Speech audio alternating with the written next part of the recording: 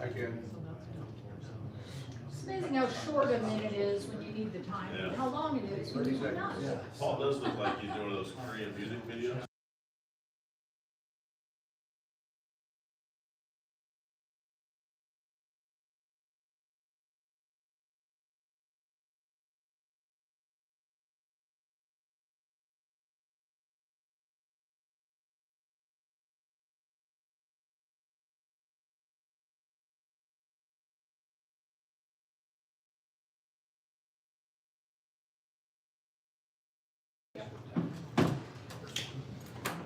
results of the meeting, the executive session were, are as published. We decided to raise Nikki's pay from $40 an hour to $50 an hour. Thank you. Much appreciated. Okay, next Buying item. pizza, right? Yes, Yeah. just this one time. Just continue to keep us out of trouble. Out of jail.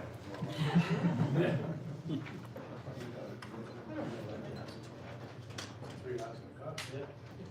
Except people die down there.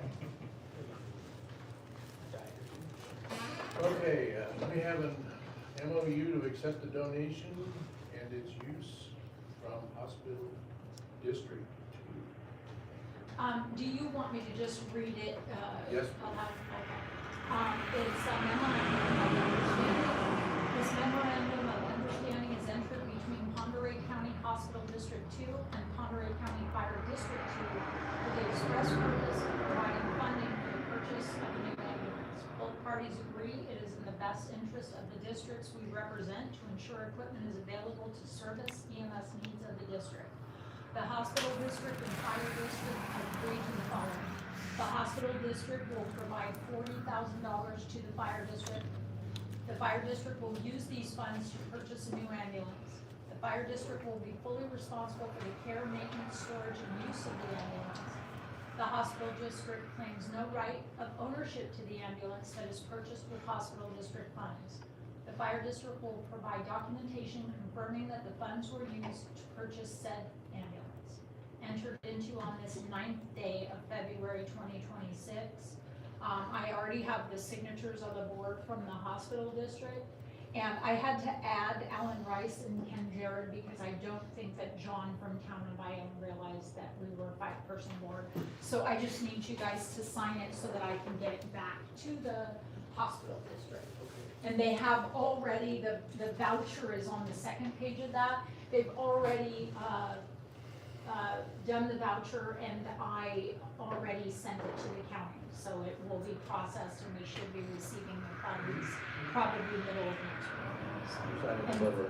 And thank you again. You guys do a great job. We're happy to support you. Top line. Did you see him sitting out front? That ambulance cloned itself. He's a wheeler and dealer. He's taught them how to reproduce. People are finding that out, but let me tell you this, that has a hell of a return on investment for the county. Those ambulances are gonna last a while, they're in great shape, and they're four-wheel drive, so they're keepers. Just couldn't have done a better deal, we really appreciate that. Can I get someone to make the motion and second it for the signing of this MOU? I so move. Second, anybody? I'll second. Alan seconds. Aye. All in favor, signing? Okay, sign.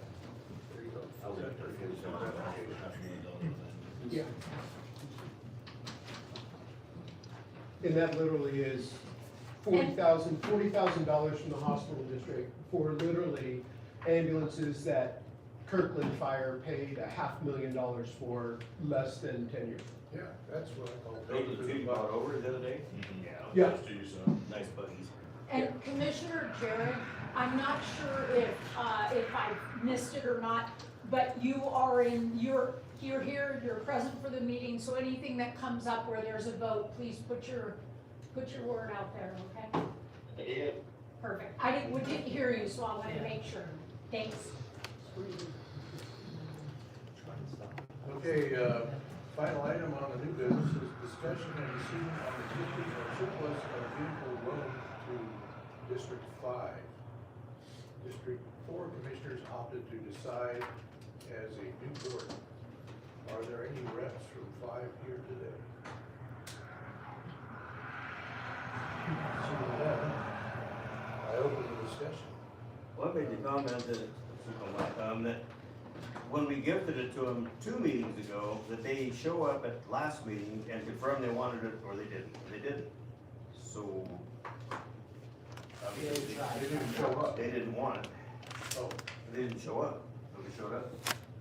So. That leaves us in the idea, well, if they don't want it, let's just take it back and get it back in our inventory or offer to sell it to them. Get the money out of it, because we were kind of broke. And that's why we showed it to this meeting. I mean, they've been using it. I don't know if they've been keeping it insured properly, but it's still in our name. So, if they want it, maybe we should just either do the title, tell them make an offer, or bring it back. Get it. they have made no overture to come and ask for it, per se. No. 2 meetings in a row they missed it, so maybe they don't want it that bad. Charlie, you're saying there's not been any overture on their part to get back to you No. pertaining that? I would say withdraw the equipment, bring it back to the district where it can be put into use, and or distributed to a different location. That's my suggestion. I would move on. Would help recover some funds too. Anybody else got anything else? I'm the same thing. They, if I'm saying, we're willing to give you this truck, and for 2 meetings, you get nothing, actually for a couple weeks, nothing but headaches. So, yeah, I'm the same thing as you are.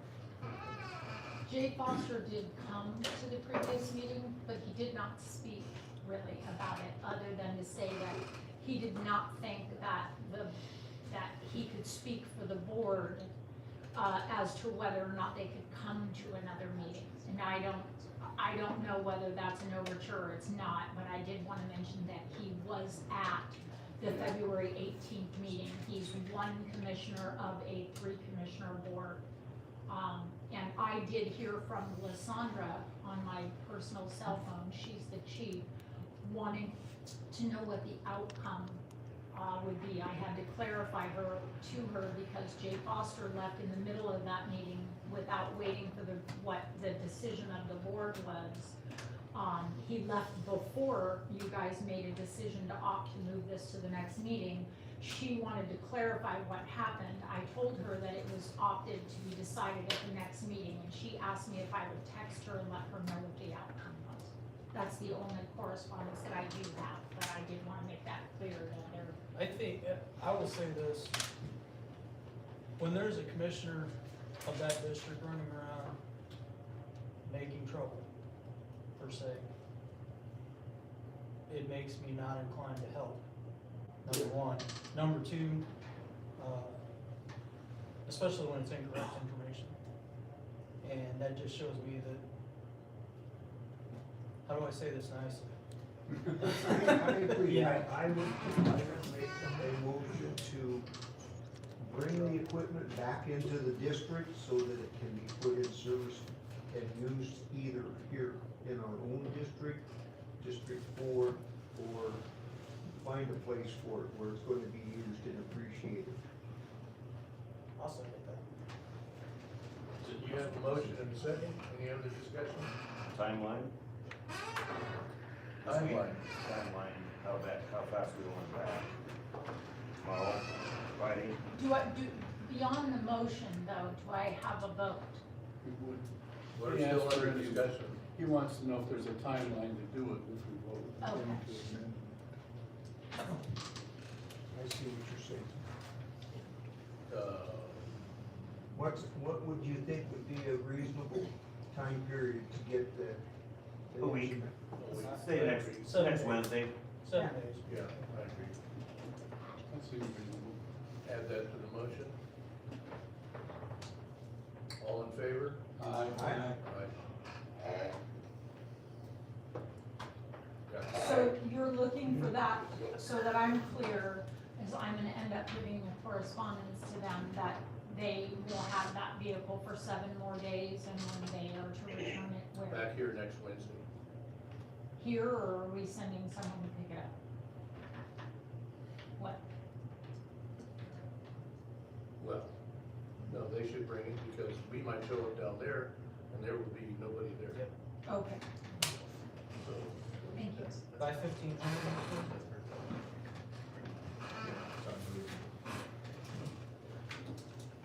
see if we need something.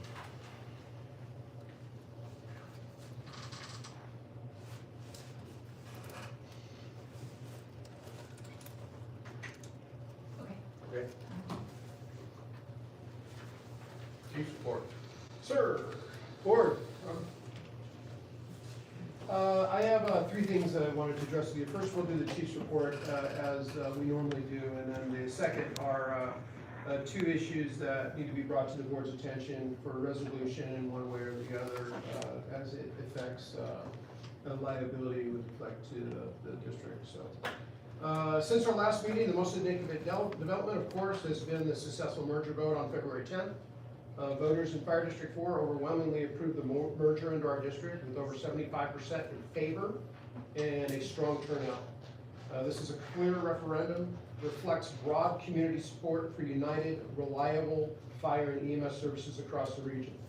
The merger took effect February 20 upon certification, and we are now operating as one expanded district covering roughly 3/4 of the county. I want to extend heartfelt thanks to all our staff and volunteers for their extraordinary efforts in the campaign.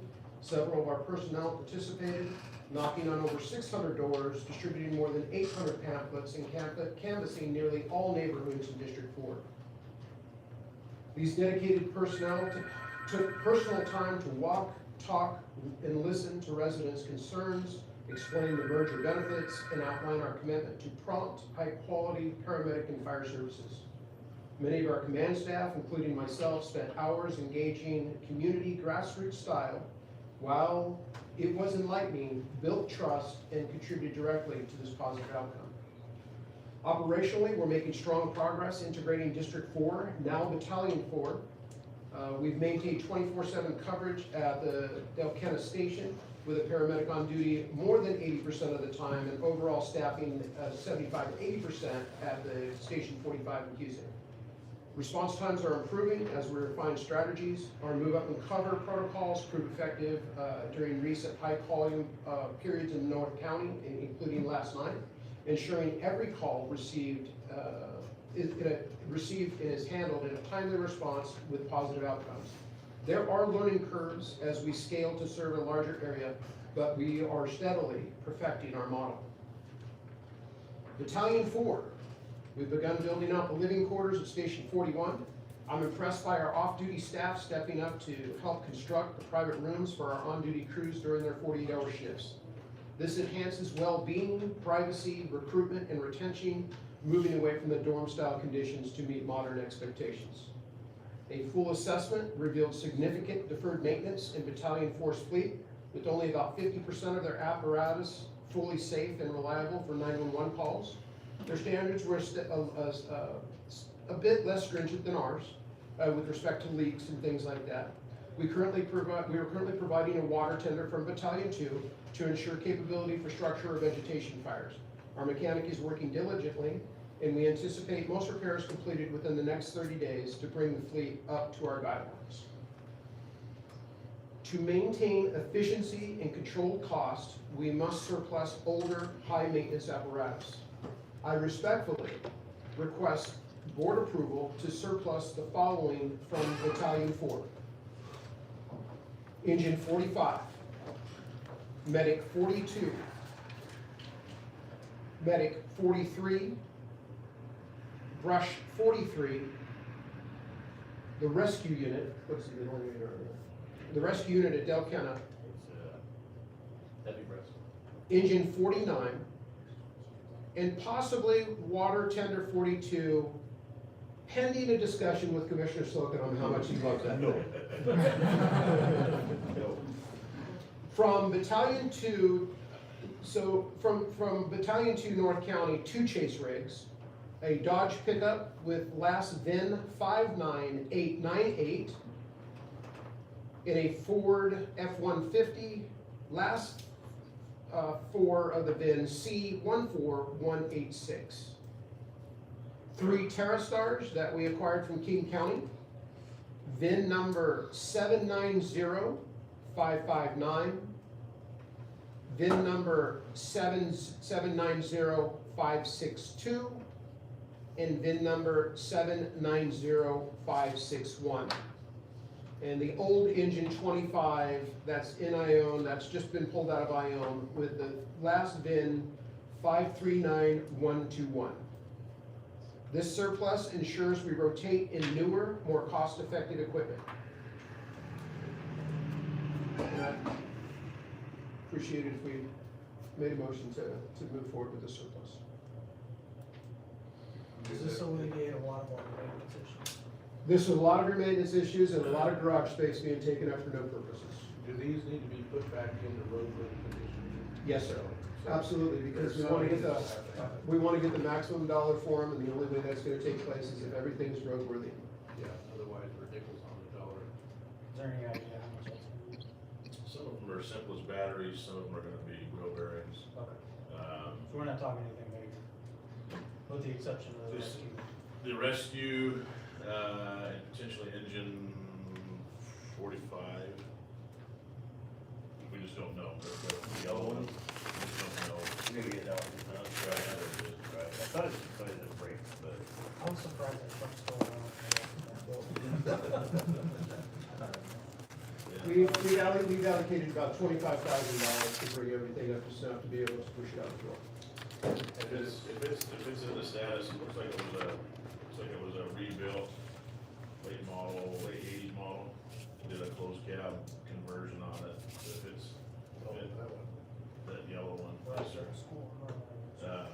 So if it's, sounds like, I'm talking with Commissioner Slocum, it ran great when it got parked 7 Yeah. years ago. Yeah, we use it, but it's one of our brochures that we have for, advertising, and, we were on the Club Rio Fire with it, and it bumped up fantastic. Yeah, but again, 7 years ago. Yeah, we just have to take it up right.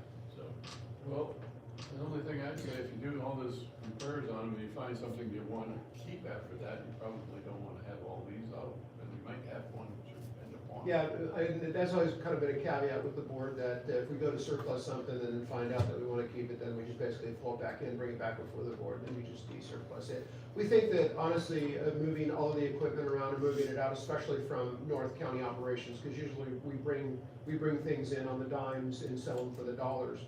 We think that we could potentially draft out about $225,000 in all the sales. I'll make a motion to surplus all the items. I'll second. All, moved and seconded, all in favor? Well, in respects to tender 42, I just don't wanna see it go until we have something to replace it with. We're gonna make sure, we have a water tender for you. Yeah. We think what we have for you is gonna suffice. Other than just a few leaks. Because we think that you want the same type of capacity, and we think that you would like an all-wheel drive water tender. Sound good.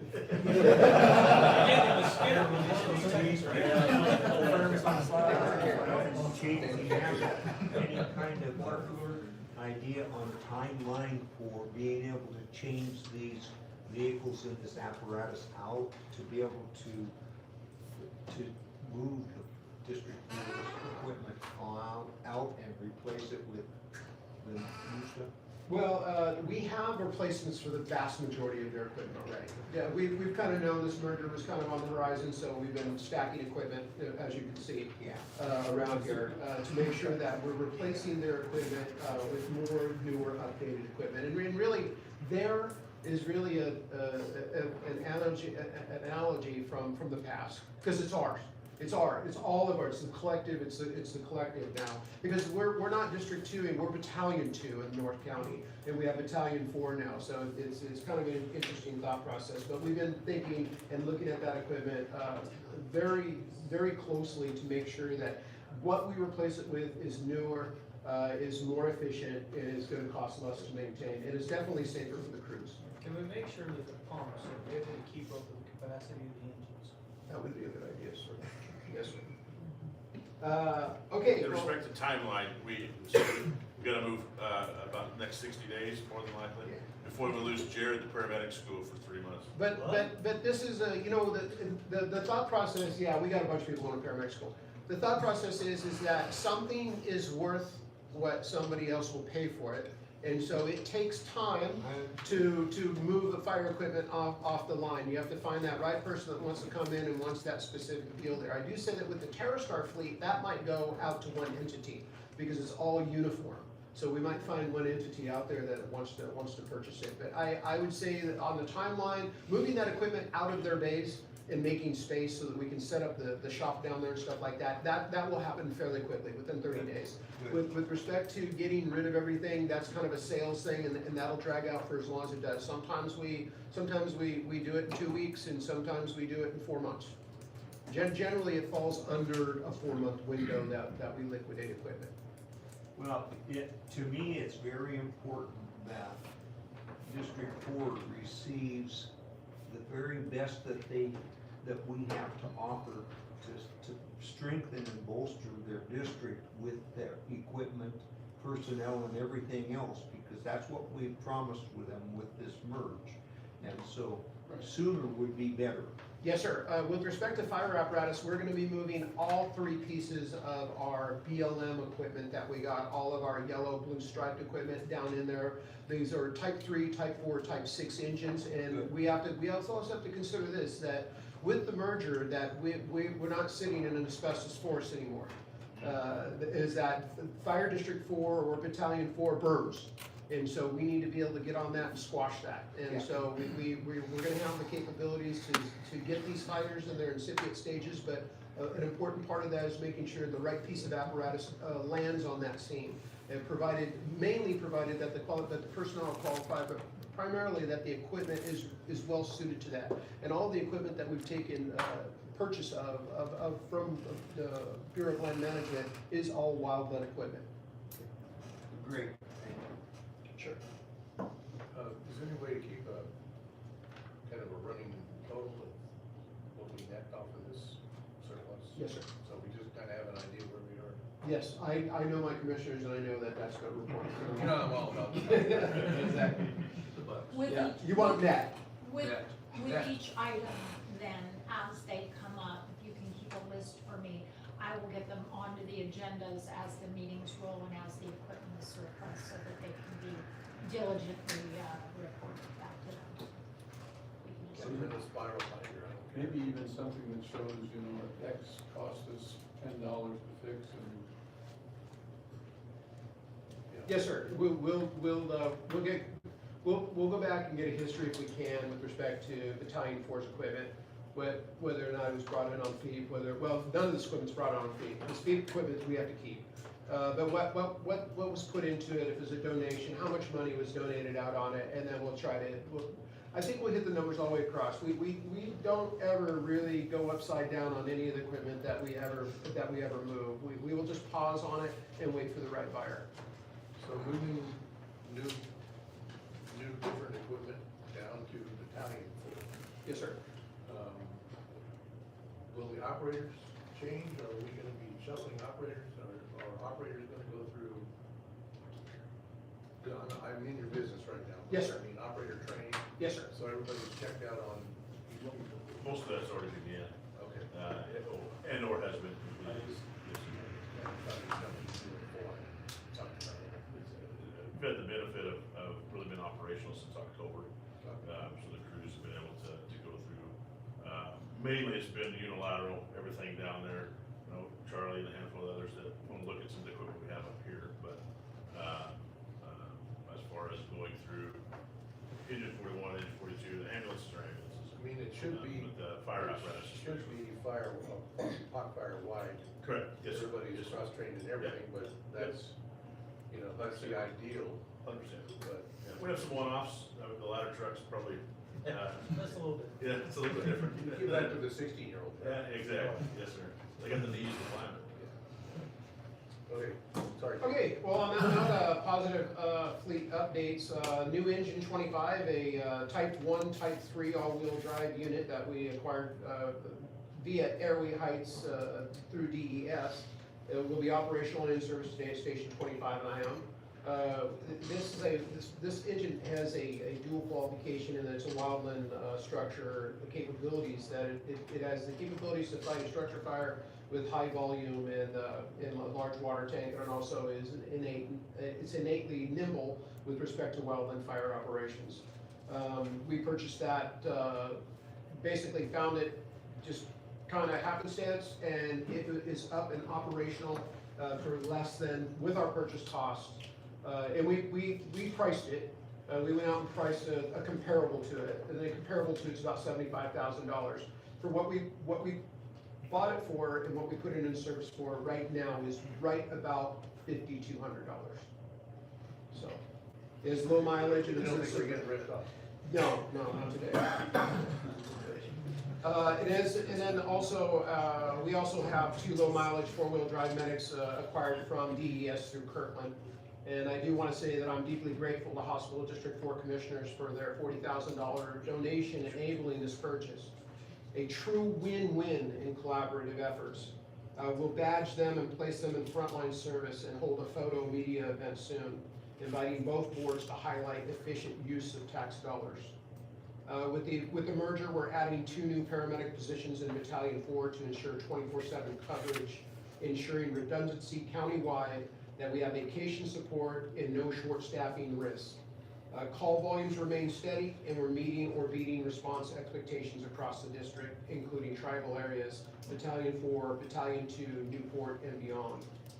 Administratively, our team has been diligent, attending Newport, Cusick, Ione, Medellin, and Medellin Fall Town Council meetings or City Council meetings, multiple coffee with the cop sessions with the sheriff, meetings with individual county commissioners, the auditor's office, the treasurer, the assessor's office, the Ione town clerk, and the Ione mayor regarding Station 25 and airport operations. We're building strong partnerships everywhere in the county. In closing, well, actually, I'll just go ahead, I'll leave it to Deputy Chief Gallinger with respect to operations report. Given, we ended up closing out the month of January, total 179 calls for service.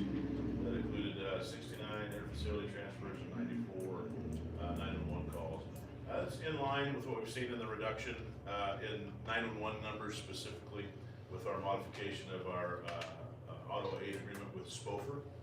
So the same time period last year, 2025, we ran a total of 229 calls for service. That included 160 911 calls. So as we've seen the last couple of months, once we've modified our auto aid, went to the Charlie Delta model, or really the Delta Plus model on our response, we see we're not getting drug out and canceled like we were, right? That was a big concern for months. Our cancellation rate, or refusal rate, combined was about 15% last month, which is right in line with the 12 to 17% that we've been pretty consistent at for the last 27, 28 months, which is far superior to the national average. So we're happy to see, even with the reduction in volume, as a percentage, our transports and we're being used more often, if that makes sense. So we're excited for that. Fire Academy, we still have combined between Battalion 4 and Battalion 2, we have 13 candidates or trainees in Fire Academy. We're by far the biggest group in that academy right now. Just today, ordered their hazmat books. They'll be sliding into finishing their Firefighter 1 and their IFSAC testing probably within the next 4 to 5 weeks. Then they'll slide into the hazardous materials component of that. We do have an EMT class starting mid-March. I think there may be 1 or 2 seats left. We have a lot of interest. Of course, we have a lot of residents, summer residents, like 6, that need that training as well. So we're excited. Just timing-wise, going to work out just about perfect as we roll into summertime to have a fresh crop of resident EMT firefighters. Most of these guys will be at that point fully trained EMTs, fully qualified EMTs, and firefighter one, wildland two. I mean, so that these guys will be, guys and gals, just timing wise, just about perfect for whatever Paul needs, to put his crews together. Maybe the snow is finally behind us. We were talking about getting brush trucks out a week ago, and then we got all this winter finally showed up, so. We did onboard a new firefighter EMT / mechanic, this last month. Tyler Ireton, been working with Bo, he's on the road right now picking up a gantry crane, in Montana somewhere. So Tyler's been around. It sounds fancy, I think it's what you move your boats with? A rolling? No, I don't know. Yes. Like for motor Yes. lifts. Okay. Put in the shop there for you. So excited to have Tyler, in that position, help Bo out. We did hire a new, paramedic firefighter, they'll start March, officially March 1, he'll start shift March 3rd. Been with us for a couple of months, excited to slide him into a full-time position. We're still looking for, another one to round out, our openings in regards with about 4 there. Brian and Tyler, and a handful of others, and maybe just you, have been aggressively building out the new living quarters at Station 41. So we relocated the rescue boat to, where do we put the boat? Is that 42? 40, is that 44? Yes. Okay, so both moved to 44 for the time being. And we're building out a total of 5 new rooms, there at Station 41. There'll be 2 crews for the on-duty staff, with additional, 2 rooms for the on-duty crew, with additional 3 rooms that are a little bit bigger for residents. We'd like to be able to park, I said, 3 residents down there. So they're making good progress with that. Let's see. If I had anything else. The EMT class. And then in regards to maintenance and movement of equipment, so we're hoping to get, like the chief alluded to, the base cleaned up. We get some of those vehicles, some of them can't even roll right now. Get those cleaned up, moved in to the surplus mode. We'd like to take that rescue bay and utilize that one as a small engine repair facility. But then additionally, it was built originally as a training platform. And we think that's a valuable resource. You can throw ladders inside. You can do your Denver drills, escape drills. It's all built into that facility. Additionally, with our recently agreed to purchase gymnasium equipment, turn that into a training / physical fitness, at least that one bay facility for the staff. So they're really excited about getting that trained. I don't know, lift up heavy stuff, put it back down. So. Repeatedly, hoorah, repeatedly. CrossFit, We can move our boats. So, Was there any inquiry made to our Eric, air can I model, get your sheets also? yeah, I got it. or raising air? Yeah, so, I don't have an answer for the Cascade, specifically the Cascade systems can get, certified. I know we talked about that last week. I was out, for a couple days. We're talking about SCBA's? So the SCBA's done, that part of it, but it was specific to the Cascade systems, and the compressor systems, getting those calibrated, recertified. Yeah, we actually have, we do here, we have our machine certified, so we just have our technician. I know ours was starting to have a few problems. Right. I think we probably be good with to have that filtration system all tested and. I did ask last board meeting if that was a possibility, when that inspector evaluator comes up in the middle of March. Yeah, we know that. And I don't have an answer for you yet. Well, years ago, when, I guess Spokane, I believe the Spokane Fire had an issue with not getting their compressor certified, and then there was a lawsuit or some sort of litigation, so we immediately, upon that, began to have ours inspected each year, so it does, so we'll definitely put that in the contract. Just the amount of oil laying around, the thing is like, we're breathing that. Is that Mako? But I don't know. Do you know if it's Mako? Yours is. I don't mind. But I don't know. We'll turn over the fleet here in a second. I did want to let you know that, I'm sorry, go ahead. Bedrooms, you're building out. saw the original sketch, there were no windows in the bedrooms. Has that been rejiggered to move them so there's windows along the wall for egress? So there would be the doorways, each room have the doorway and there's three points of egress for those 3 rooms. But In each room, is there a separate point besides the door to get out? no, sir. See, I don't think that'll pass code. Not for a bed, Okay. just saying. You're trapping somebody in a box with only one way out. And,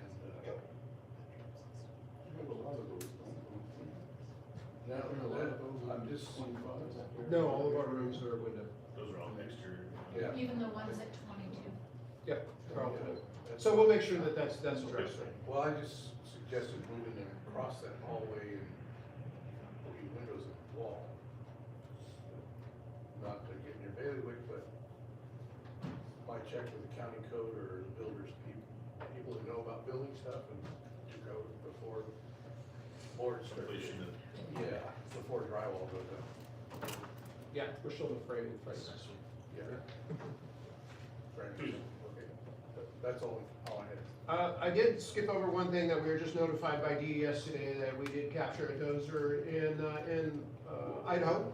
Now it's older, and it needs a little bit of work, but we're gonna get it for virtually nothing through the federal government.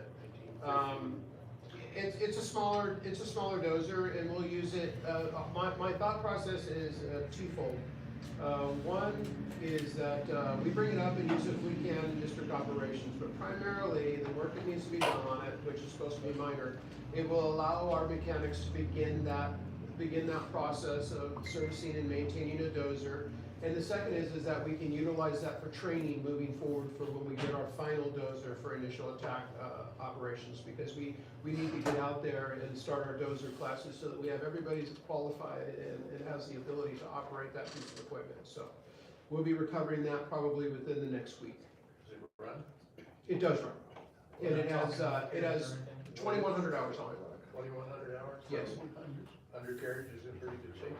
Well, that remains to be seen. We'll look at that. How big is it again? It's probably the equivalent, the size of a D3, not a modern day D3, an older D3, D4. Okay.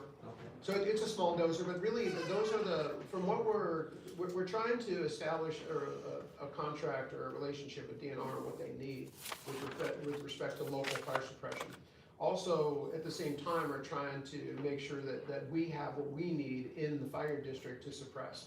And we're seeing that a smaller dozer is the most appropriate kind of dozer. We're not really interested in pushing over trees. We're interested in carving around trees and just carving fire line. Chief Nelson, did you have anything to add to that?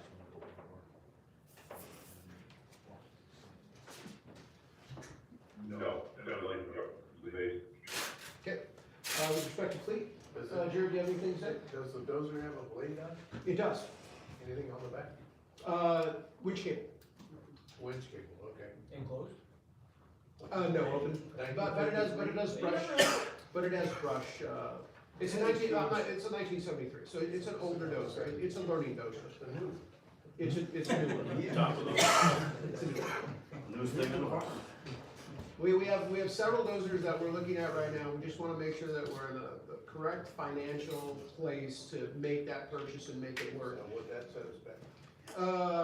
This dozer should be right around $1,500 through the federal government, and then our recovery costs. Of course, our recovery costs will pretty much be hourly wage and fuel for our truck, because we can now recover our own equipment. And it's in Idaho. Close by. Yes, sir. It takes a mechanic out of the circuit while he's doing that, right? Yes, the secondary mechanic. Yes. So they have a big job description. Driver. Or if you don't. Other duties assigned. Other duties. Infantry. I forgot to mention, Dr. Lilly is in the back of the room. Had a very robust countywide OTIP last Thursday. The pediatric emergencies class had a great turnout at Station 41. Most of our crew was doing running around their hair on fire. I think we popped in for 30 seconds here, and then but, had a good turnout, some of the off-duty crews and our partner agencies. So appreciate having Dr. Lilia, appreciate having him engaged. Still cracks me up every time I hear physician one. I hear him on the radio. Yeah, we hear him, and we gotta get him to work on scene size up We're and listening. initiate commands. I keep asking you for additional training. Get that blue helmet. It's, I bring a patient to you in that hospital someday. No, so we generally, a lot of this does not happen without his being engaged and willingness to push boundaries, you know, look at new things, new ways of doing things, including them into our MOB, style. You get your Idaho license, Yeah, I just need to send it to Nikki. Oregon license? It's still in the process. Right there, that he's going out and getting. Wow. He's gonna be really key to the mobile operations with respect to our med pumps. Yeah, our price just went up. You might mention that so that people understand, because I'm sure most of these people don't know what MedMod is. Well, the technical term is still medical unit trailer, which is stupid, because both these are self-propelled, but that's. So it's a month. It's a mutt, exactly. So the medical unit trailers are specifically designed to be on site for an extended period of time and provide a more robust level of medical coverage or service to that local community than maybe an ambulance at a paramedic level. So all of our intents and type 1, type 2s include telehealth capability or physician on site that have prescription writing ability. In our instance, we'll have that through the either a standing SOPs or algorithm-directed medical care with Dr. Lilia's approval. Actually, just got off the phone with a nurse right before this meeting that she's wanting to come over. So we've got at least 5 nurses that are on the hook, maybe 6 if we can talk Conrad into getting his license up and running. But that are interested in partaking of this. This is something that's unheard of, really, at least in our region, right? This is a California thing for the last couple of years. There's maybe 2 or 3 of these things floating around, but for us to have 2 in-house and have the level of support, not only from our program director, but from just word of mouth, other providers is phenomenal. It's very exciting, right? As a supplement. Why don't you also mention what they are? I mean, you're telling them their purpose, but what you actually. Oh, have you guys seen the RVs? I guess you call them. One looks like a big box truck with a lift gate on the side, and the other one looks like a Class A pusher. Both of those are set up as clinics, so miniature clinics. There's a treatment area, a waiting area, a kind of a patient exam, a holding area. So both of those units are very similar inside, but are set up as really as a small little mobile clinic. So we'll be able to augment and staff those, and push those both in the county for big events, say Bigfoot Festival, have one set up. Instead of having an ambulance, you can have an actual mobile clinic where you can do exam beds. Looks like just little, yeah. Looks like a doctor. Looks like a little doctor's office. Which will help for the heat-related issues that happen at Bigfoot Yeah, and also. having 2 of them gives us that kind of flexibility to keep one in county or available for emergencies here, and then send the other one out for large area support or medium area support. They're just miniature emergency room capable units, that's what they are. Yep.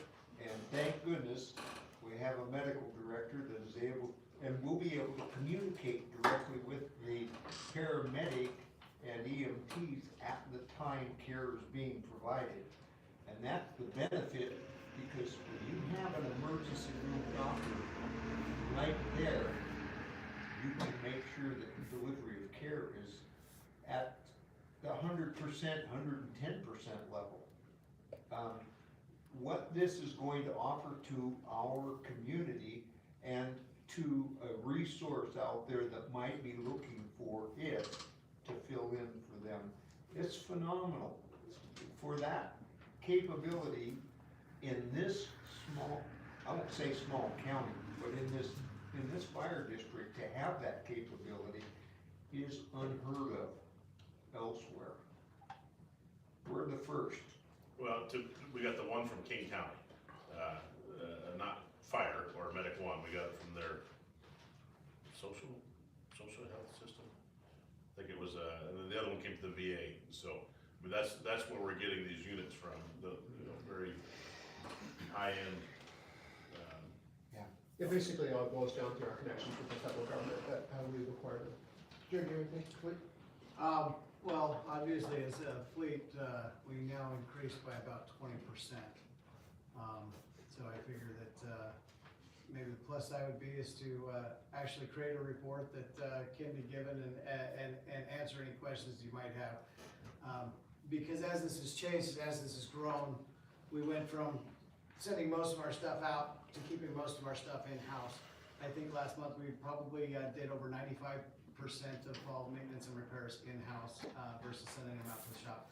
I don't remember the last time I sent something to Spokane Power Stroke now, which is You're gonna hurt us close. It's You're gonna hurt us really close. strange.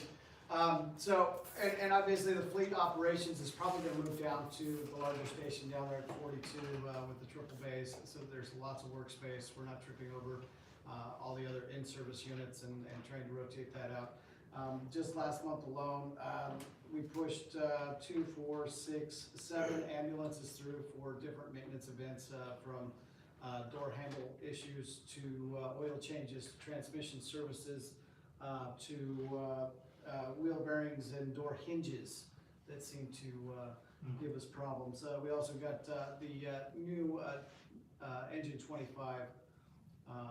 I think that was one that we purchased, last month? And then this month now we were able to get through all the glitches that they got rid of it for. And it is now minus stickers, although the stickers will be on by this evening.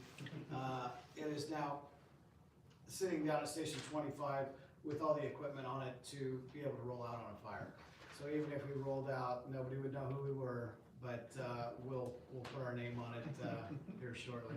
It was kind of a real big push to make sure that we had that in service as we roll the other one out the door. So we went from an 87 four-wheel drive to a 2002 four-wheel drive.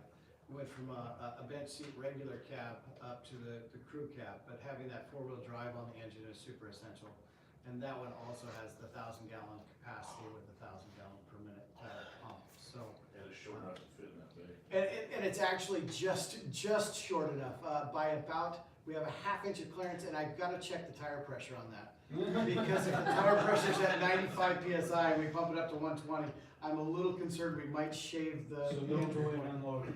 But we Yeah, it's gonna be full. also tested it with only half a tank of water in it, so I think adding that extra water will hunker down just a little bit more.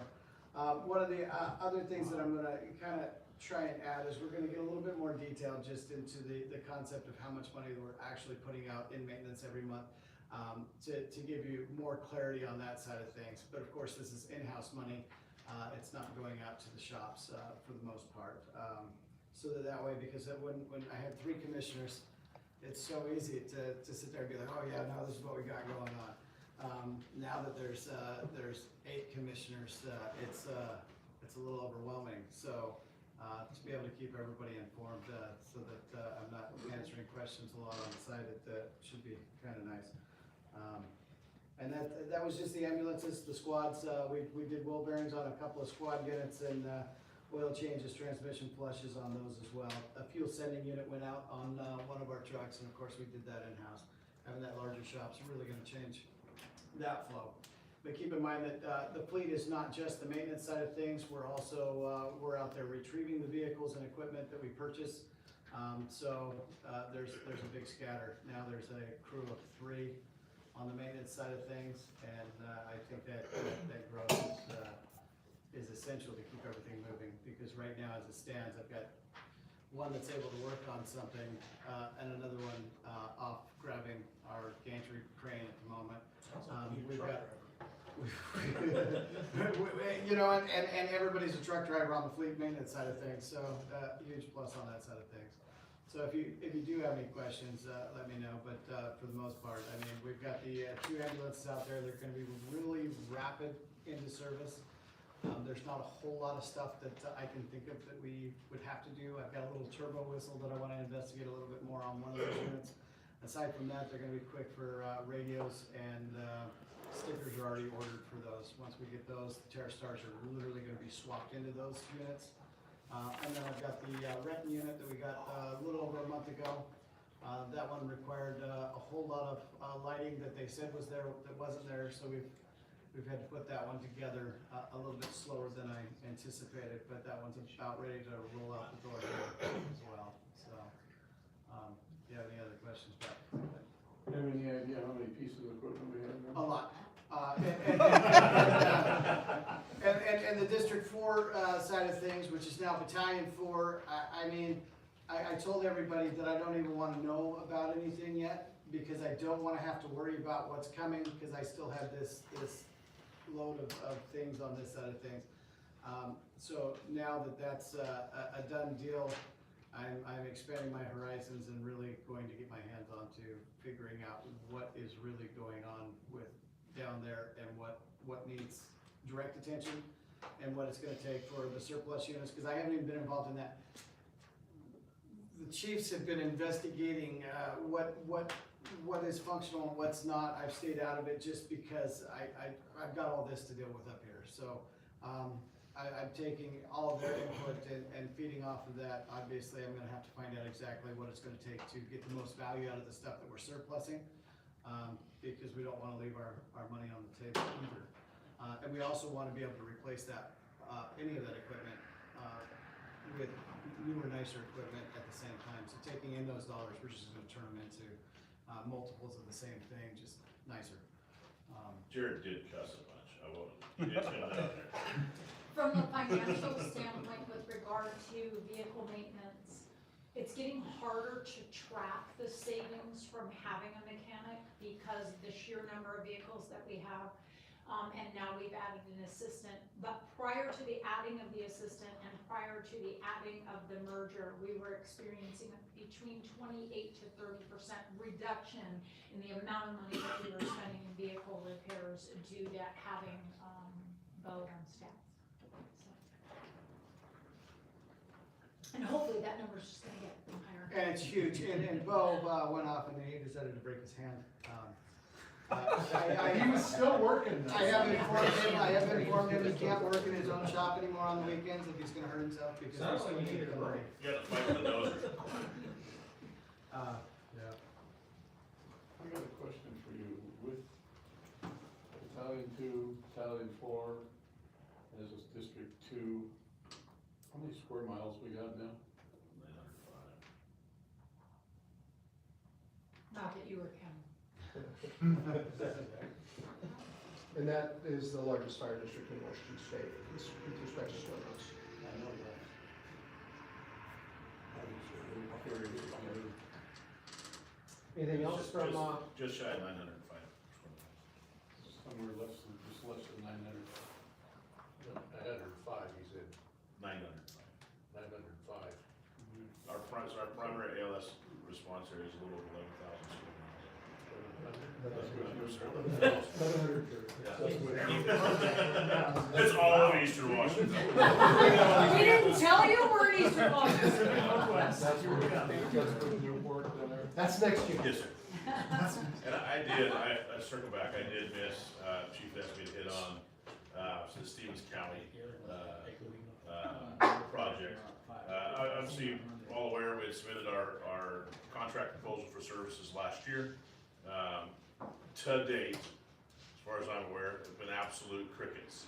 There hasn't been a yes, no, let's chat, let's talk, absolutely nothing in response to our proposal to the county commissioners that they asked for. Reading between the lines, again, just from the outside looking in, we're peering through the window shades. It appears they found some sort of money to keep sheriff's ambulance running, for some amount of time. Everything that we hear is tertiary, right, second, third. Honestly, we've been kind of kept in the dark about what their plans are, what they're doing. That's fine, right? We're gonna keep doing our thing. You asked us for help. We came up with a plan, offered you help. You don't want our help, that's fine. We'll keep doing our thing. Additionally, Chief Cato was able to, for the first time ever, sit down with the CEO of Mount Carmel and some of his staff. And they had a very robust conversation about BLS, ALS, and critical care transfers coming out of Mount Carmel, similar to the service that we provide Newport. They are very intrigued on having a dedicated ambulance available for their transfers. We estimate somewhere around 900 transfers a year that they're doing over there. That they oftentimes have to sit and wait for 6, 7, 8 hours, 9 hours for transfers. Some of those, not a big deal to sit and wait for 7, 8 hours. Others need to go now. And so they've had some reliability concerns with the current providers, just like a lot of places across the state and really across the country, right? EMS is a dog, providing a reliable frontier service, and definitely challenging. Conversation went extremely well. The Chief Cato's report back extremely well. They wanted to see some documentation from us, licensing and capability statements. That was all provided to them late last week. Anticipate within the next 14 days, probably another sit down and another conversation with that leadership team there in regards specifically to interfacility transfers. So that's not a 911, not anything in Stevens County. And really our look at it is Mount Carmel, especially for Battalion 2, right? The vast majority of our patients end up at Mount Carmel, right? We have a very vested and very interest in what happens right at Mount Carmel Hospital. Those are our constituents, our taxpayers, the people that we're ultimately responsible to provide care for that are stuck there.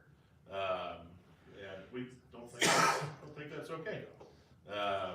So excited to continue that conversation with them. Mr. Raines, Ron Raines, as far as I'm aware, this is the first time he's entertained any conversation. And I said any conversation, I mean any conversation about somebody coming over providing a dedicated transport mechanism for their hospital. Not only is that Mount Carmel, that includes St. Joseph's of Chewelah as well. So very, very, very excited. I know we've been picking up a lot more.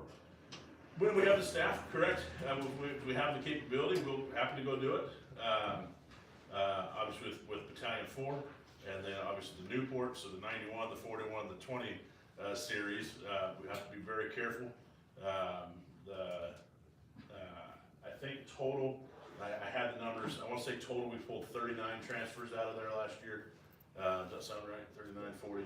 An additional 25 to 30 out of Republic, and I don't have the Chewelah numbers off the top of my head, but somewhere in the vicinity of about another 100 transfers on top of the Newport 499 that we did last year.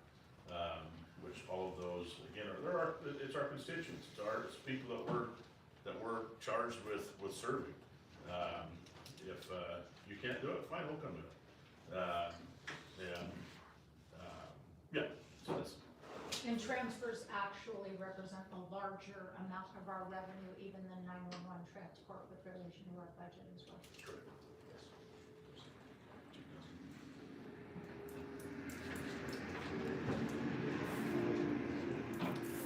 Chief Nelson, do you have anything to add before we close out the chief's report?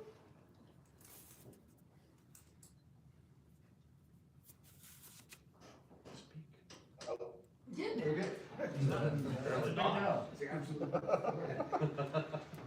So, probably had a paper and you guys hit everything he was gonna talk about. any questions from the board prior to closing out the chief's report? Nope, I don't have any further. So, I'll close out the report by saying a couple things, and then I need to bring to the board's attention, need to delve into another deal. It's not gonna be as operationally pleasant as that report was. So I do wanna say this with respect to the closing of the chief's report.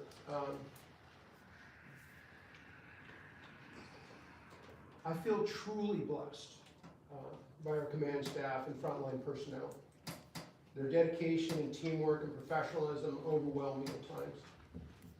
This district is growing tremendously with so many vital moving parts, yet everyone steps up to ensure service and continuity. Together with this board, we're witnessing history in action. We're fortunate enough to lead and serve alongside such outstanding people who earn the community's trust every day. And I want to thank all of the staff of District 2. It is literally incredible watching these people do their jobs and the transition and change that we've made. Now on to something that is less pleasant, but is necessary for the board. My primary responsibility is integrity within this board, and also my primary responsibility, besides providing services to the constituency with respect to emergency services, is also a liability to the corporation.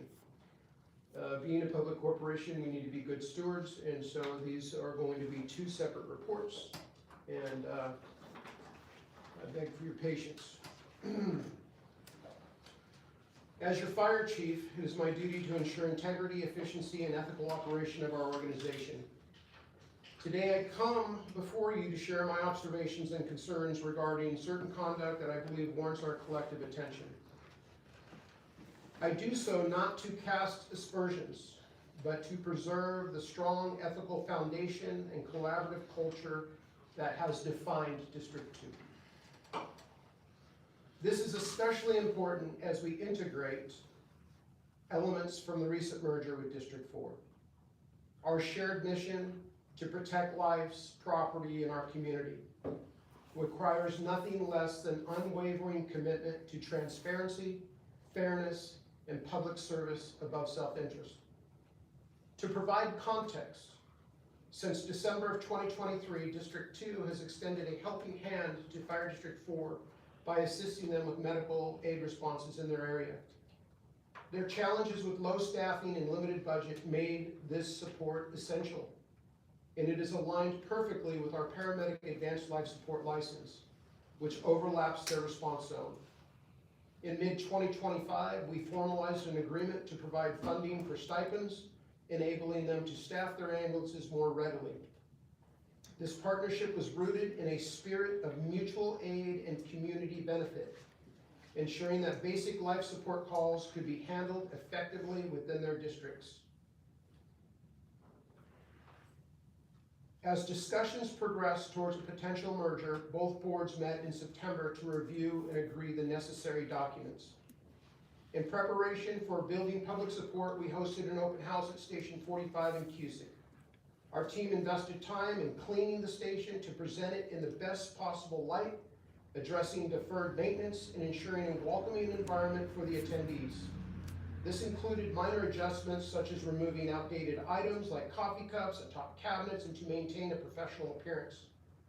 It was shortly after this event that concerns began to surface. District 4 Commissioner Gary Frisk, who now sits on this board, informed me he was hesitant to sign merger documents. When I met with him to discuss this matter, he expressed dissatisfaction with the removal of those items during our cleanup efforts. However, the conversation quickly shifted to a request that left me deeply uncomfortable. Commissioner Frisk inquired about guaranteeing employment for his son within the merged fire district. It appears that his willingness to proceed with the paperwork was contingent upon assurances regarding his son's potential hiring.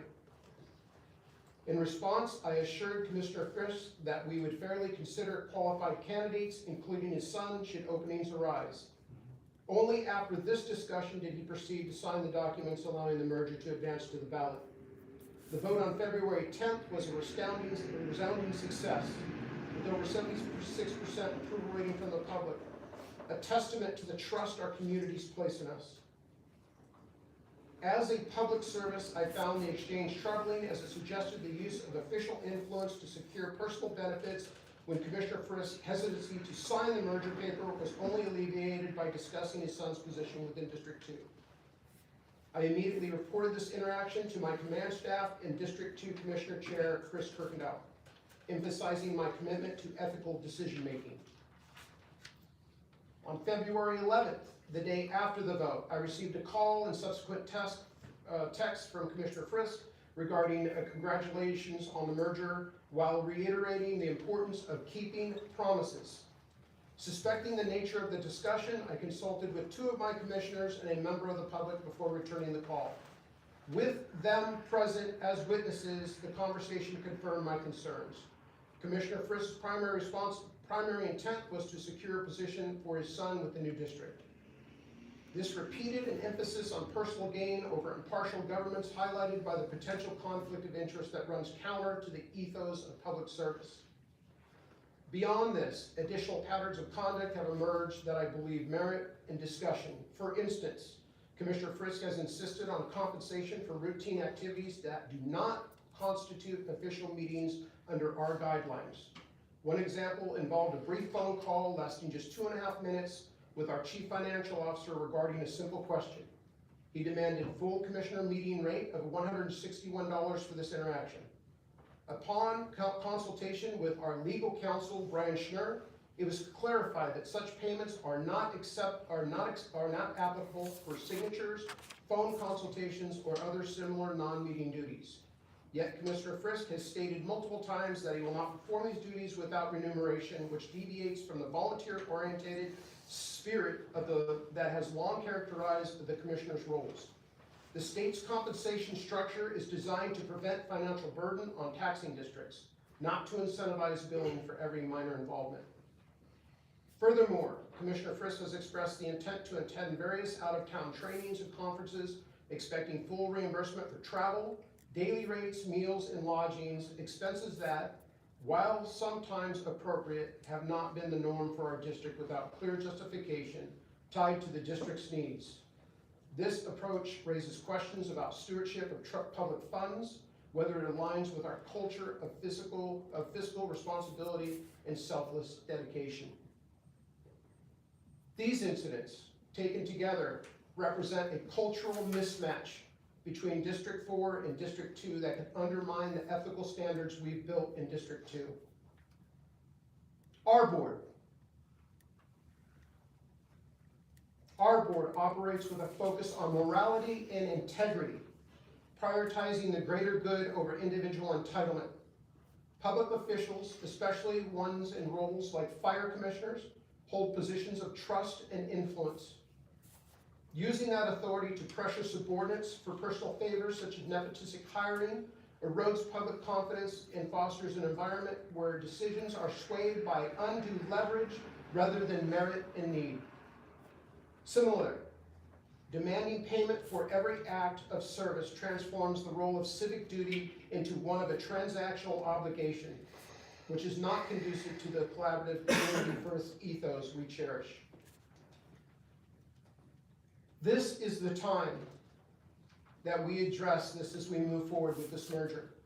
I urge you to address these concerns proactively as a board. Again, this is not about assigning blame, but about reinforcing the principles that make our district effective: transparency, fairness, and a commitment to ethics that places safety and the well-being of Pend County above all else.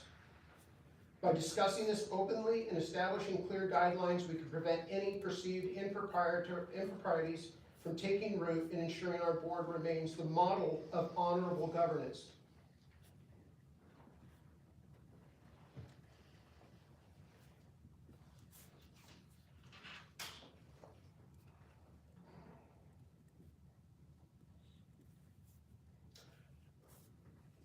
This merger represents a significant step forward in enhancing public safety across our communities, and I'm optimistic about what we can achieve together.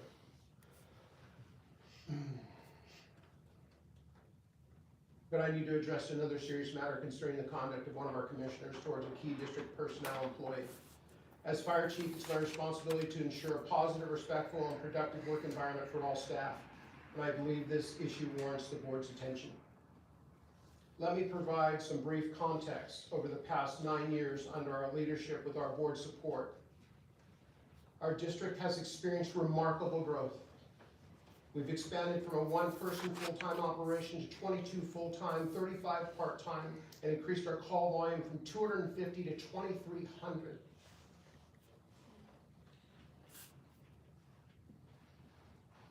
And grown our service areas to include Ione, Medellin Falls, Riverbend Loop, and now 3/4 of the county. Our budget has risen from about $400,000 to $3.9 million, with $3.8 million in revenue generated last year alone. This success has been built on strong teamwork, fiscal responsibility, and a commitment to excellence. A critical part of that success has been our Chief Financial Officer and Clerk of the Board, Nikki Bai, who has served in her role for 3 years. Nikki's expertise has been instrumental in managing our finances, ensuring compliance, and supporting our operations. Her work is highly regarded by county officials, including the Auditor's Office, Treasurer's Office, and County Commissioners, who view her as a model of professionalism in Ponderosa County. As many of you know, during the lead up to the merger with Fire District 4, Nikki graciously stepped in to serve as their interim Chief Financial Officer and Clerk of the Board at their request, following the sudden departure of their secretary. Our board unanimously approved this arrangement out of compassion and to support a smooth transition. In that capacity, Nikki conducted a thorough review of District 4's finances and operations, uncovering issues such as unpaid bills, outstanding debts, unfulfilled grant obligations, and a lease agreement involving nearly $250,000 in equipment that had not been returned.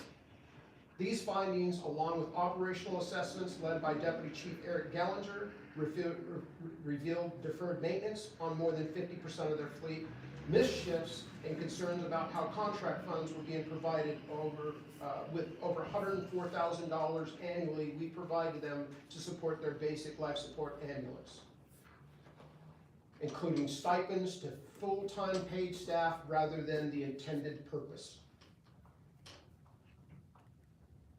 These discoveries were reported factually to District 4 Board during their bi-weekly meetings as a part of Nikki's duties. However, it is during and around these interactions that issues arose with Commissioner Frisk's conduct towards Nikki. Nikki has reported to me on multiple occasions feeling belittled, intimidated, and disrespected by Commissioner Frisk. Specific examples include approaching her after a meeting in an accusatory manner, claiming she had overpaid herself $4,000, only to realize upon review of documents that his assessment was incorrect. This was done in a way that made her feel cornered, uncomfortable, and with him standing excessively close and adopting a disapproving, aggressive posture.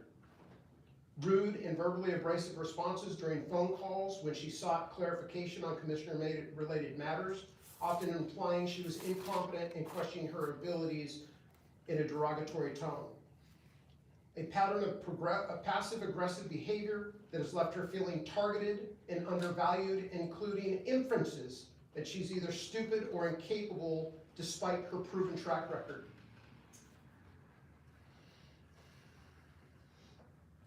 Nikki believes this treatment may stem from resentment over her role in identifying the financial and operational issues with District 4, which ultimately contributed to the board's 2-to-1 decision to terminate Chief Robert Weber, a decision Commissioner Frisk strongly opposed, even in the face of evidence of mismanagement.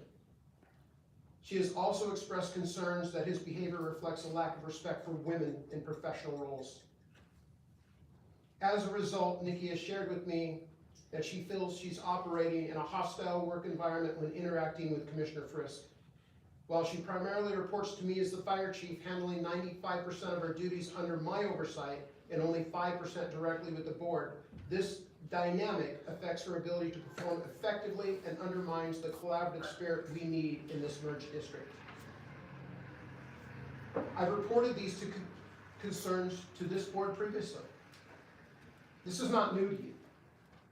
And we hope that time and clearer communication might resolve them.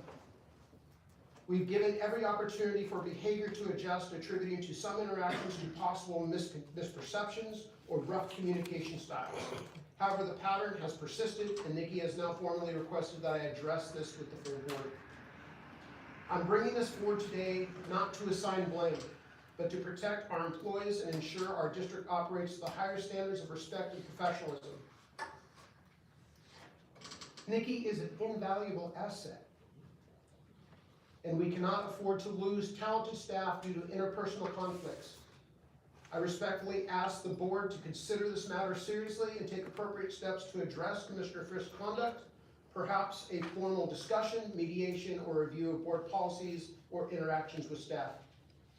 Additionally, just so we're clear, I must advise the board that if this behavior continues, I will recommend to Nikki that she consult legal counsel to explore options for mitigating what she perceives as an ongoing harassment or hostile environment. This is not a step any of us wants, but it's essential to safeguard our employees' rights and the well-being of them. In closing, our district's success depends on unity, accountability, and mutual respect. Let us use this as an opportunity to strengthen our governments and set a positive tone for the future. And I'm happy to answer any questions or provide more details. Thank you for your attention to this matter.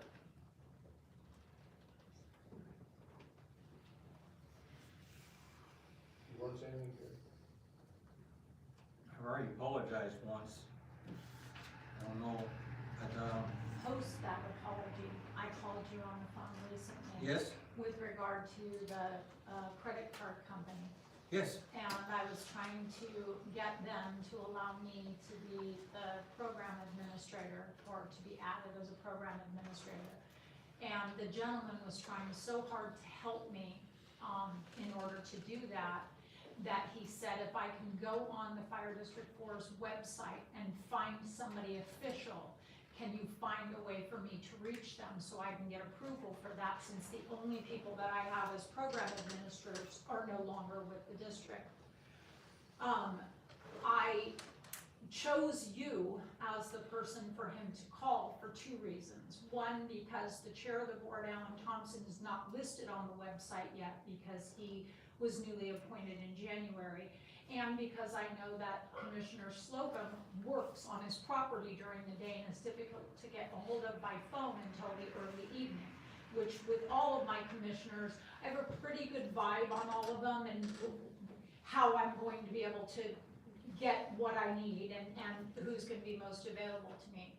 And your first response when I called you is, why aren't you calling the chair of the board? I said, did you? And no, but you didn't say it like that. Go You ahead. said it snotty, like I was bothering you, like I shouldn't be calling you. And for me, it felt like I don't have that interaction with anyone else. And even in my newest interactions with Commissioner Thompson and Commissioner Slocum, everything is friendly, everything is very helpful, one-sided to the other, and for me, that was uncomfortable. It's just another uncomfortable circumstance with you, of which I've encountered many uncomfortable circumstances with you, when I have tried to let people know, like if I'm presenting financials, or I'm presenting a correction that I had to make, which was not brought up, where District 4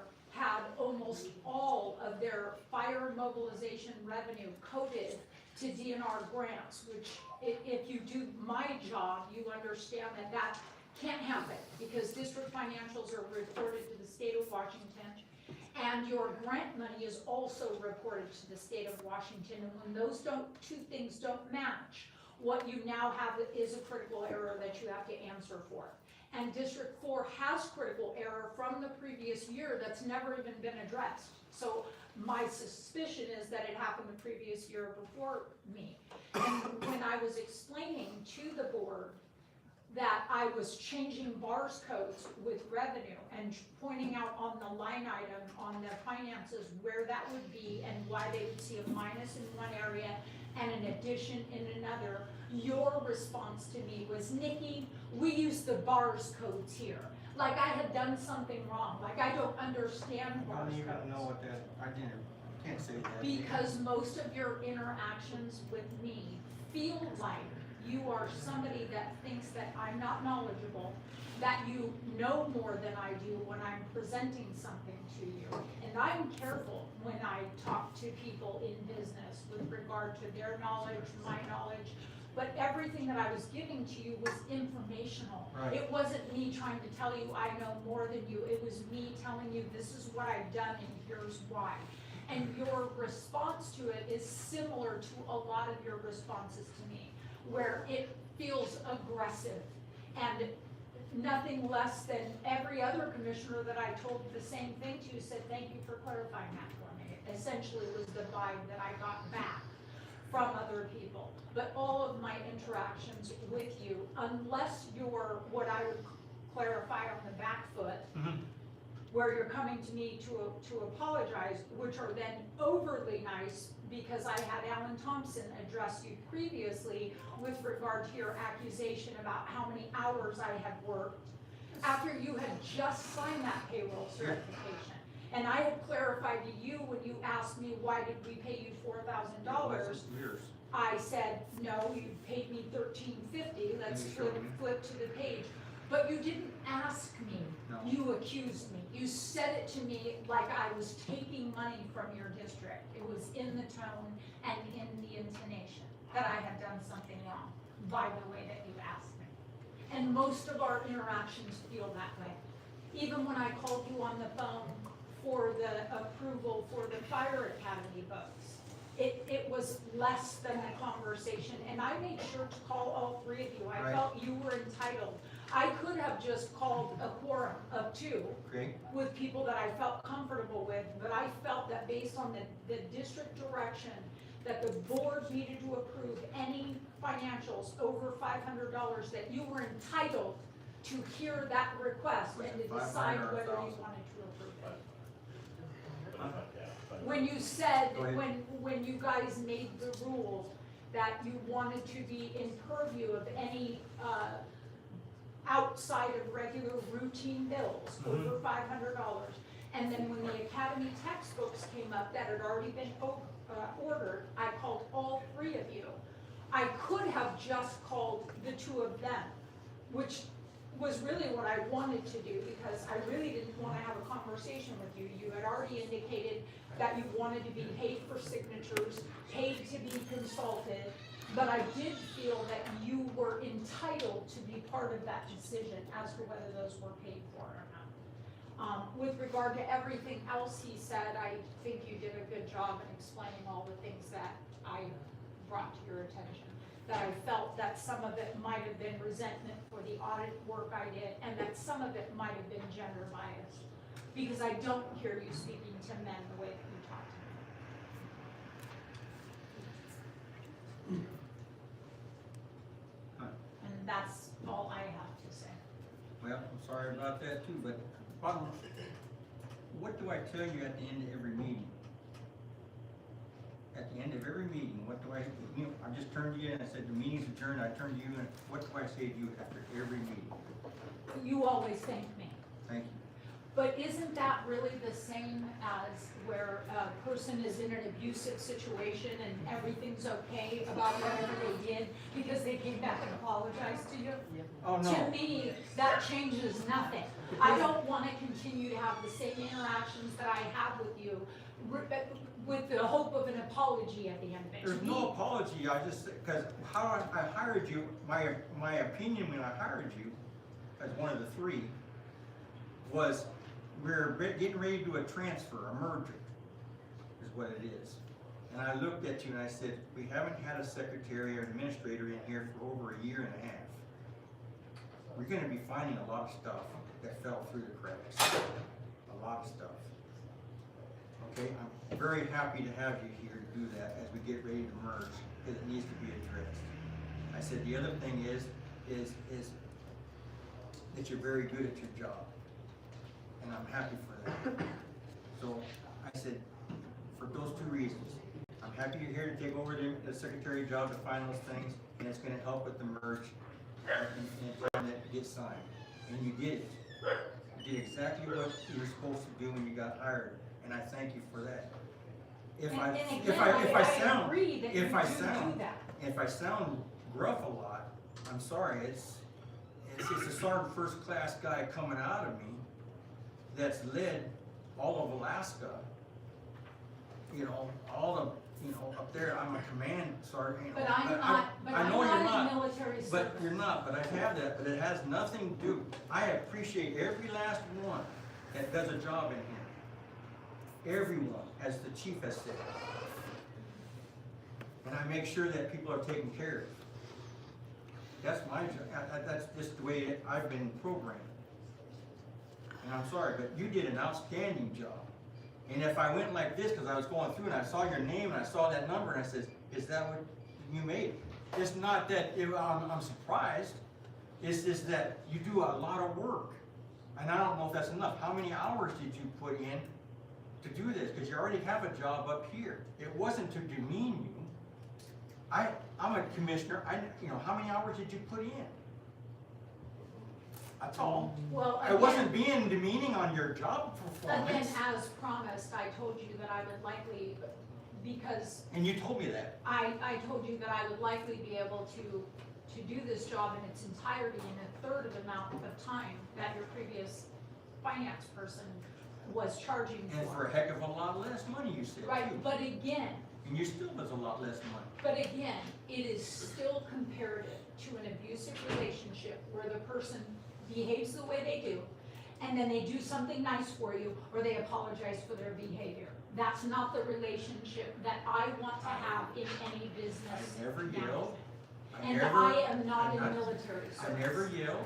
I never used a high I've voice. never said that I you never did. hung up. I never left your, you know, never did anything derogatory, never said anything derogatory.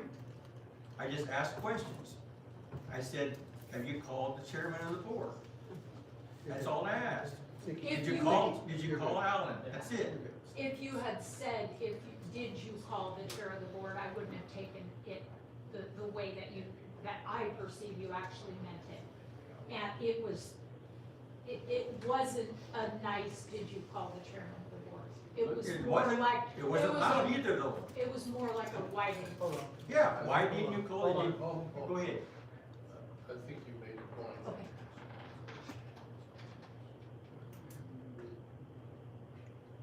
Somebody have a question? And it's- Statement, Sean? and Sergeant, I'm retired Sergeant too. Yeah, I know. All right. Excuse me, Commissioner. This code of conduct that I'm seeing, that the chief laid out, and just now, what I saw in this interaction, Yes. is enough for me to ask you to resign this position. You're going to be more trouble than your work, and if you don't resign, I'm gonna ask the board to do whatever actions are necessary to have him removed. And it's in the RCW, and there is a way to do it. You need to resign, sir. This is unacceptable. Quid pro quo, your compensation, and then you're yelling, trying to shout her down in a public meeting. We all saw it. You Trying should to shout her resign. down? Is that a mischaracterization? wanna- Did I just try to shout her down? Sort of? Sort of. Good point. You should resign. I have something. Okay. A few commission meetings ago, former Robert Weber spoke to me really rudely. And when Commissioner Slocum asked him to give me an apology, Mr. Frisk sat up there, he was laughed at the way I was treated. I am done. I think he should resign. He is not good at his job. I don't think I ever put you down. I never said anything about your goals or nothing. I have never said anything. I'll be Never embarrassed. expression. I'll be honest with you, I'm embarrassed with the actions of District 4 for the past, let's just go with the past 3 years. To put the fire district in the position that it was in, robbing Peter to pay Paul, that's not how you do business.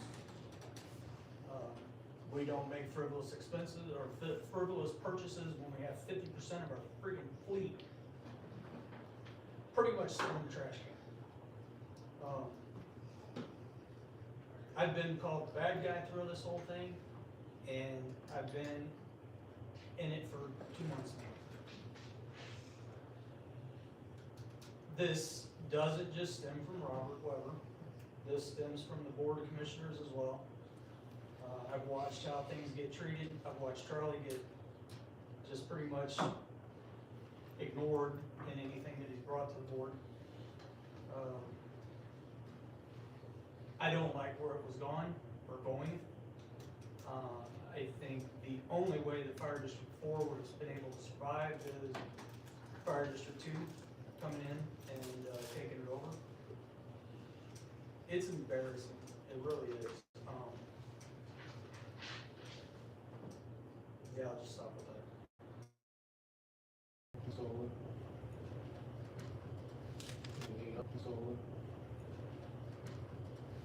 Anything else?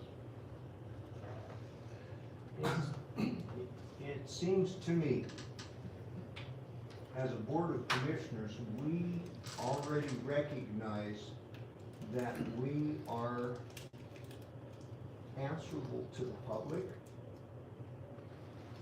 for our behavior, for our transparency, for taking care of their tax money as it pertains to providing them with EMS and fire support, fire coverage. But we cannot have dissension because of one individual working contrary in a way, or derogatory in a way, toward our personnel and the, I won't say protocols, but the expectation of what this board is supposed to be doing. Okay? So, if it were to be put as a, quote, vote of confidence, I am sorry, but I do not have confidence in what I have been hearing and some of the things that have been taking place that I have access to in the community. And sometimes, and although it may be a difficult situation for someone, knowing when to step down is a better swallow of the medicine.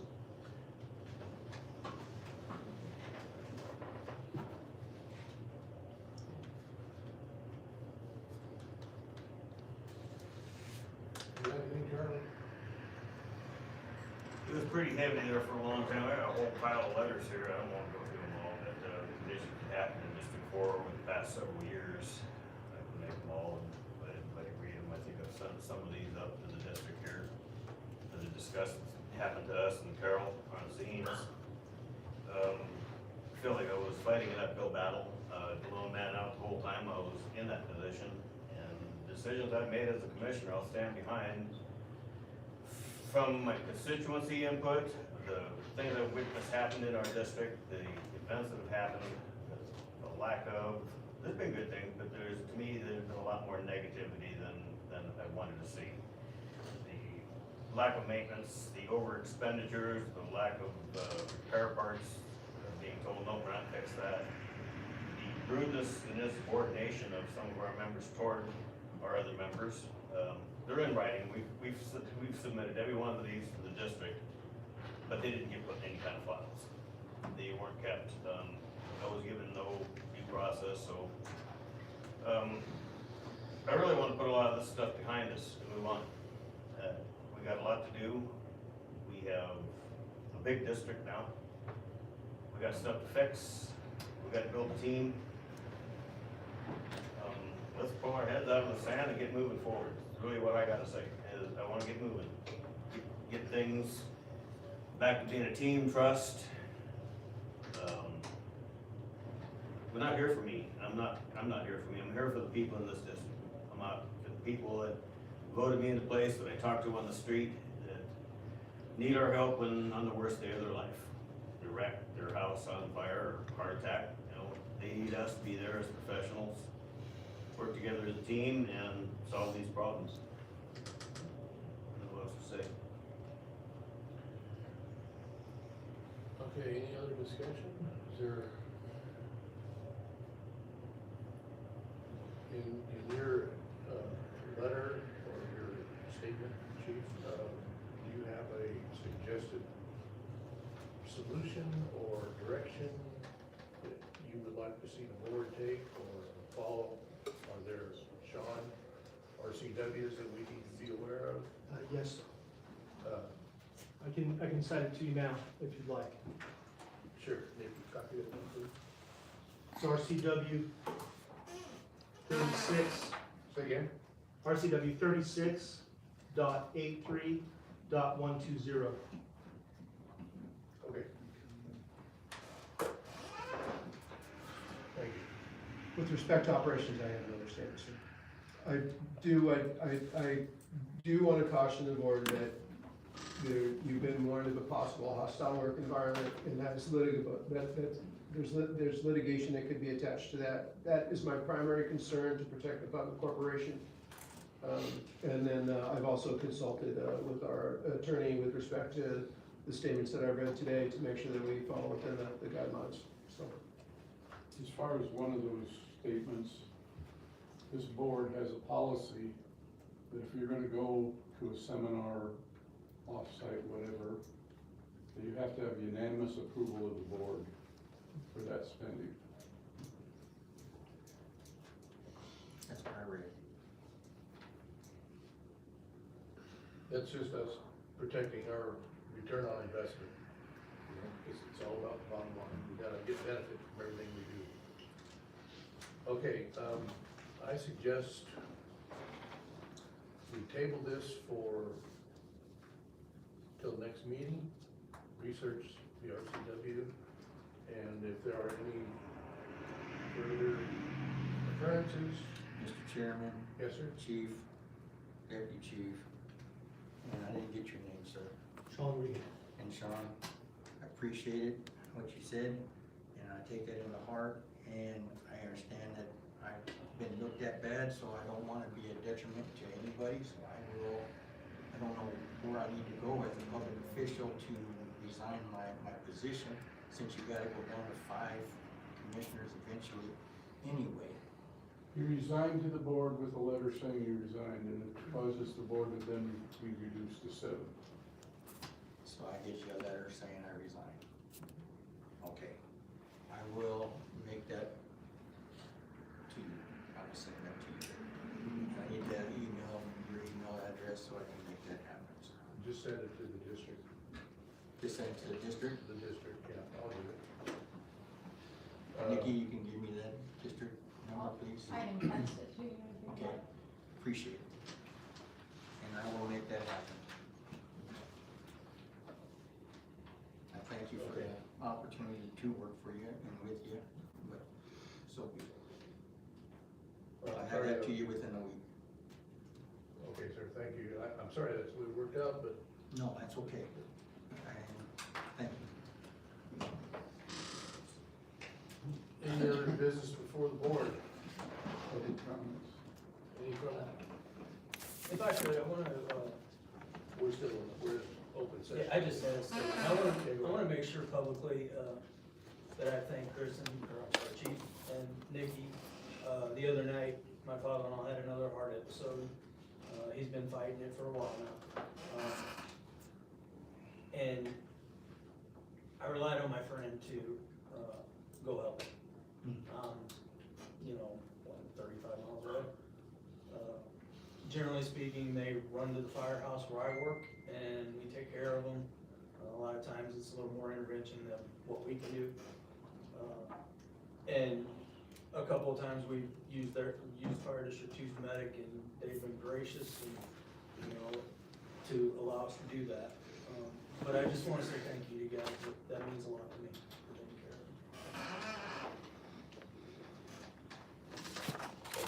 of them. I too wanna thank our entire fire district, and fire department, and that includes District 4. A couple of nights ago, you folks had to respond to a call where a elderly female took a dump. She fell. Thank you for the clarification. It resulted in what was, it turned out that she broke her knee in 3 places. And last night, she did go through surgery and had a complete total knee replacement, my wife. Okay?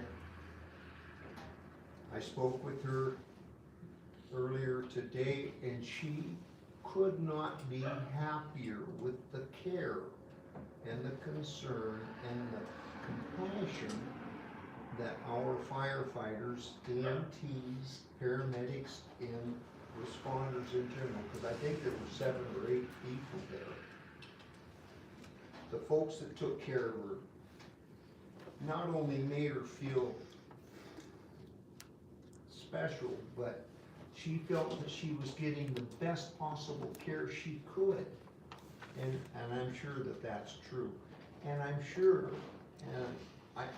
that that's the delivery of care that we want for every one of our residents or visitor passing through our community. We are now the largest fire district in the state. It's almost beyond my comprehension of how we have grown, the progress made, and the future that we're looking toward. And all of the steps that have come and fallen into place to get here to this day. And it's because of you folks, and it's because of the community that's supporting us. It's because of the community who comes to these meetings to ask questions or share concerns or try to become better informed as to what's taking place. I think the chief, the battalion chiefs, I think our Mason's chief and our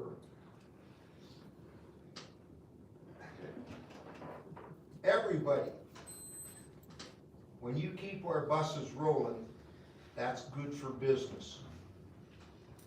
But what you are offering to our constituents, to our people, are expert, excellent, wonderful care.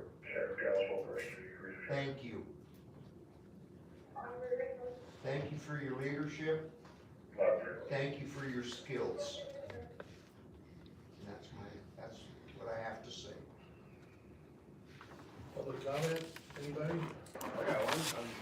Since we're online, it's been a problem I've had for a long time, and I'm not saying this as a commissioner, but the county seems to be spending a little bit too much money on a radio system. I've bitched about this in the past. It's gonna get someone hurt. That's all you hear, and it goes on and on. These are emergency calls that are going on. We've got somebody having a heart attack. We've had an ambulance stuck because we couldn't tell them not to go down that road. You hear law enforcement on the scene, and that sheriff's dispatch goes, "Sheriff, you're unreadable." That's not a joke. That's what it sounds like. It's not just a picket fence from a radio that's, just a little bit out of distance. It's just total guard because of this digital trunk system we're subscribed to. We need to do something with it. We need to get something done before someone really gets hurt. Yeah, that actually is being addressed right now, and within the next 30 days, that's gonna roll out to where you're gonna be able to use your cell phone, and it's gonna utilize satellite, cellular, and radio frequency combined into one, and it will clear the air completely, from what they're promising, it'll clear the air, clearly for the rest of eternity. Now, we'll see how that rolls out. They told us about the digital system. And Our everything system here. worked like it was designed. It's probably be great, but when you can't talk to somebody and you got an emergency situation. Well, this is a pay to play, so I suspect that now that there's a financial incentive there, that the product will be better than the product that exists, because the product that exists right now, there's no money going into it except for the maintenance of it. So We're pretty optimistic. There's a cost associated. It looks like it's gonna be about $9,000 overall for the county, and then there's gonna be individual subscriptions for about $13 per cell phone that we put on. We think that that's a cost that the district should incur to make sure that we have competent, capable communications throughout the county. However, prior to subscribing to that, we'll test run it, and then we'll run it by this board prior to its implementation for financial consideration. It's kind of funny, a couple old retired ham radio operators can keep a better operating computer system than Day Wireless. Yeah. That's a true Well, statement. it's sitting right- There's three sitting right here, Yeah. Charlie. Look at these three sitting here. And being ex-military that had radio and radar stuff, I don't understand how the hell this system was even designed. Yeah, it's just, I've been written up for my attitude about the radio. They've even made comments over the radio, imagine that, you can't unmute it for sheriff, you're unreadable. Oh, duh, we're out on a fire, and these things, this kind of a radio system's gonna get something hurt, and I'm surprised it happened.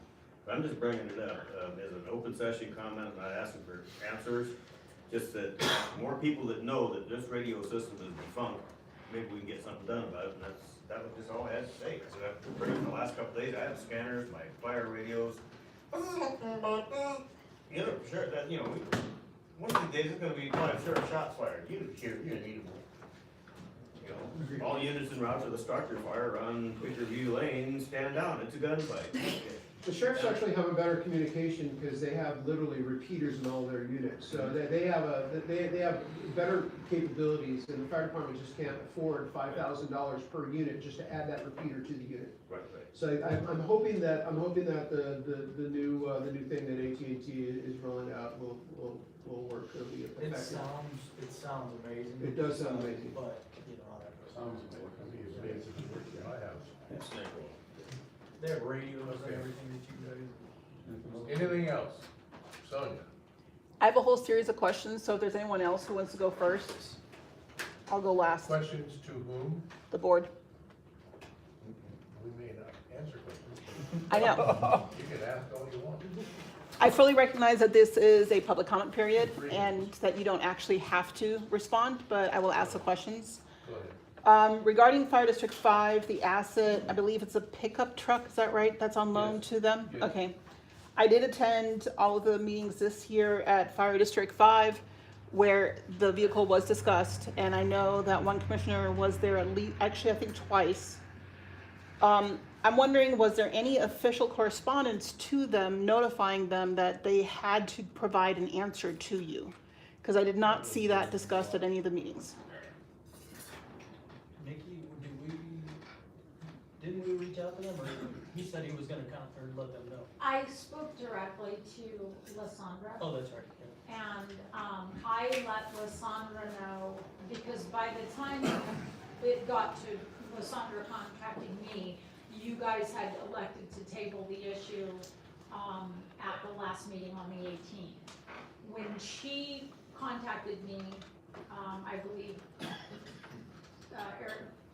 Chief Gallinger gave her my phone number. When she contacted me, I let her know that they would not need to be present here to accept if we were going to surplus the vehicle. If we elected to surplus the vehicle, I would let her know and they could choose to accept at the next meeting. And if they elected not to, then I would also let her know that as well. Yeah, in the meeting, in the first meeting, we let Jay know, who was a board member, that they need to be at the meeting to accept. But I do believe that they also based the decision not to surplus based on more than just their lack of interest in coming to the meetings with regard to it as well. If I can ask a follow-up, thank you for the answer. Does anybody know, because I know that some have attended the meetings, does anyone know, I've not been able to send anyone there yet, if they've discussed the vehicle at their meetings this year? I don't know. I can't answer. It's been on the table for what, over a month or more? Well, since January that I know of. Yeah. It should be They adequate did, time. they did discuss it a little bit at the meeting we were at, and that was to provide insurance coverage, proof of that they had insurance. Right, and that's what brought it up, was the liability on District 4, with recent events and stuff. Okay, I think I know the answer, but do you want to expound on your comment about a member of Fire District 5 running around causing either troubles or problems? And then Commissioner Irvin said, and the complaints were unfounded. I'm giving you the opportunity to expound. That's public comment. You don't have to answer, of course. I think we were talking about two different things. Okay, then I was curious about the reduction in call volume that is paired to the MOU auto aid reduction with SPOFR.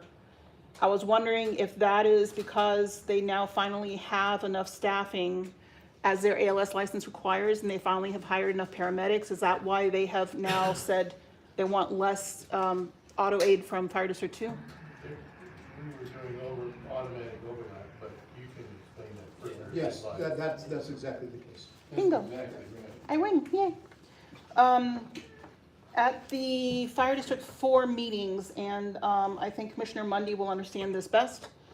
At the Fire District 4 meetings that I've attended, like I said, I've attended all of them this year, the board touched upon what is essentially double dipping as commissioners also responding as first responders, and the conflict of interest incorporated therein. That's the same problem that we had, among other things, here at Fire District 2 before Chief Haynes arrived. Yes, we did, and we had commissioners that were EMTs, and they resigned as EMTs, or they resigned as commissioners. And at the last meeting here, there was a discussion and recommitment to the fact that it's actually law to avoid the conflicts of interest. The way the RCW reads, it reads that you can do it as a volunteer if you have 100% approval from the board. Are you going to have the board commit to that now? Or is that going to be the way, or are we just going back to how things were 9 years ago? No, we're gonna follow what the RCW said. Okay. And that, gentlemen, believe it or not, is it? That's all your questions? Yep. That wasn't much. You might have been really close to your 3 minutes. Anything else? Going once? Meeting's adjourned. Thank you, Tom. Thank you for being here.